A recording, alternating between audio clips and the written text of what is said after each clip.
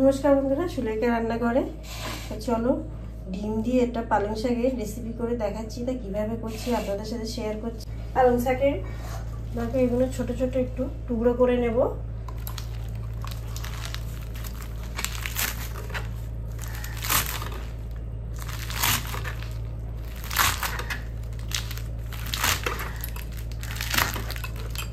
সবগুলো কাটা হয়ে গেছে দেখো।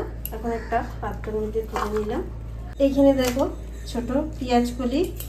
পেঁয়াজ কলিটা যেহেতু সবুজ তার জন্য এই রান্নাটার জন্য নিচ্ছি। এটাকে পেঁয়াজটাকে বাদ দিয়ে দিলাম, টুকরো করে নেব।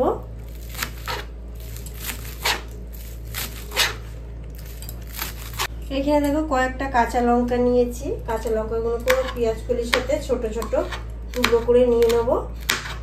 যে এখানে নিয়েছি পালং শাকটা, পালং শাকের সাথেই রাখছি একসাথে সব।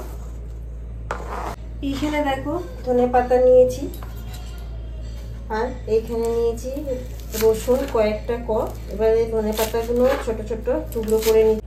এবার রসুনগুলোকে দেখো ছাড়িয়ে নেব ভালো করে।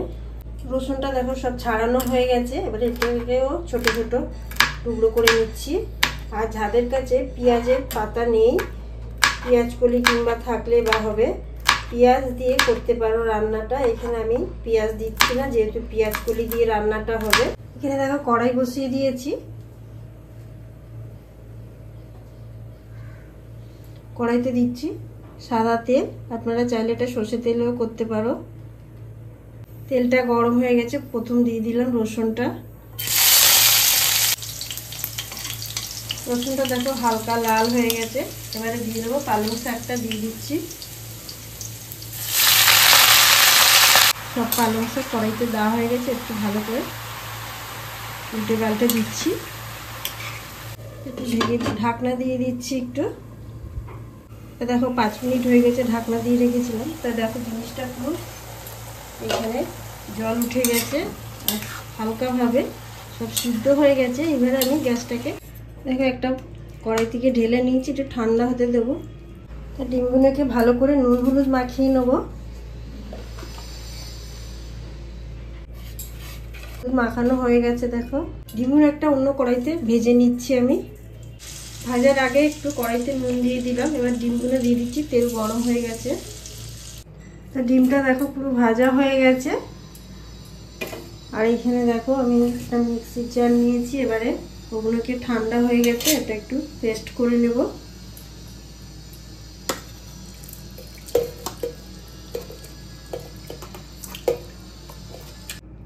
এবার দেখো ধনে পাতাগুলো এটাও দিয়ে দেবো ওর সাথে।